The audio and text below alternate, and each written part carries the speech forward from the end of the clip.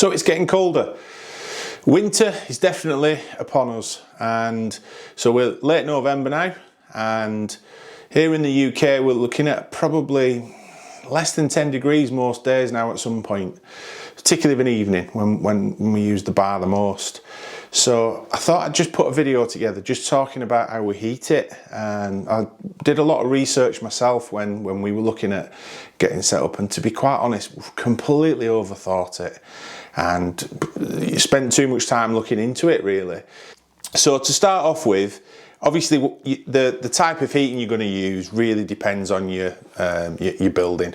So this is a 4 meters wide by 3.5 meters deep. It's classed as a log cabin. Some people call them summer house, but it's classed as a log cabin. The timbers are 44mm thick.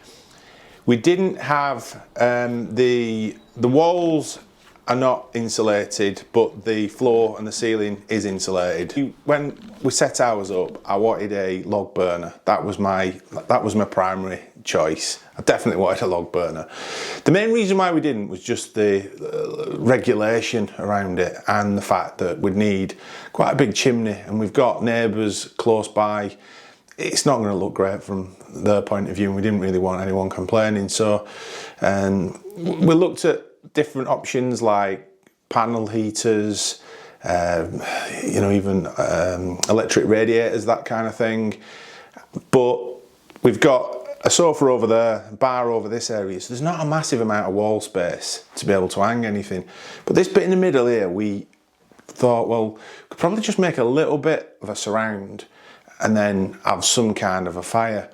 So when we started doing the panelling, I decided that we were just going to get an electric fire, just get a cheap electric fire, or a fairly cheap electric fire, just to see how it went. And we've had it now over a year. So we went through last winter, no problem at all. It's been absolutely fantastic. Now, this isn't a recommendation. This isn't me saying you should go and get an electric fire or anything like that. This is really as a starting point, hopefully to spark a bit of a discussion with other people who've got garden bars, pub sheds, whatever you want to call them. And just put a comment down below on how you heat yours and how you found it, how economical is it, that kind of thing, just so that other people can make a decision. And I always felt like this was going to be temporary, maybe a year or two. Yeah, I can't see any reason to change it. It's been absolutely brilliant. It's cost less than 100 quid. I think it was about £70 when we bought it. Seen them around £80 on Amazon.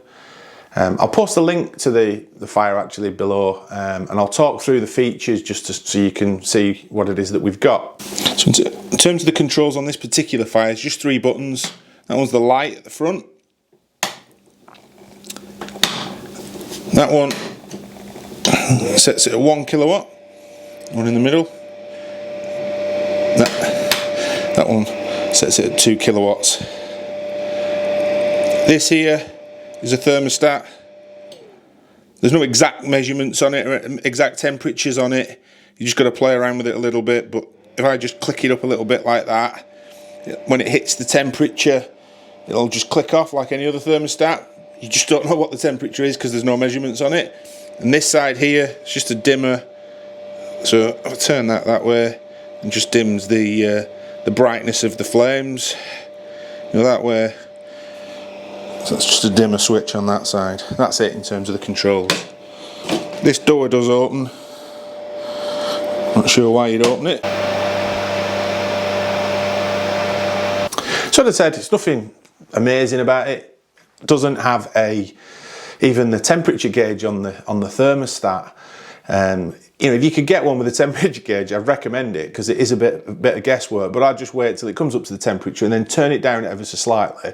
It switches itself off, and then from there, you can find the level that you want, the heating level that you want. In terms of economy, so right now there's a bit of a price cap on energy. So you're looking at just under 40p, maybe 36, 37p a kilowatt hour.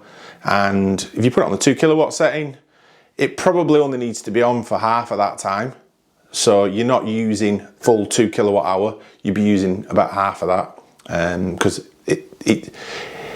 I've not been in it in the free -5 day or anything like that. But when it's around the freezing point, 2-3 degrees, click it on, and usually takes about 30-40 minutes to warm it up so it's comfortable.